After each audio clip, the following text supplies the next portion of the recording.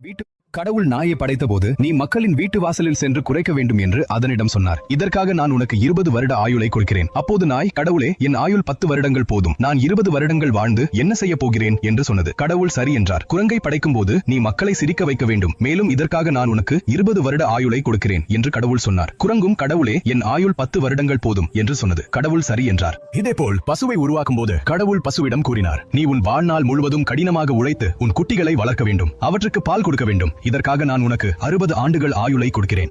மாடு 60 வருடம் வாழ்ந்து என்ன செய்ய, 20 வருடமே கொடுங்கள் என்றது. மனிதன் முறை வந்தபோது கடவுள், உனக்கு 20 வருட வாழ்க்கை, சாப்பிடு, குடி, மகிழ் என்றார். மனிதன் 20 வருடம் போதாது என்றான். கடவுள், நாய் குரங்கின் 10 வருடங்கள், மாட்டின் 40 வருடங்கள் எடுத்துக்கொள் என்றார். அதனால் மனிதன் முதல் 20 வருடங்கள் சாப்பிட்டு குடித்து மகிழ்கிறான்.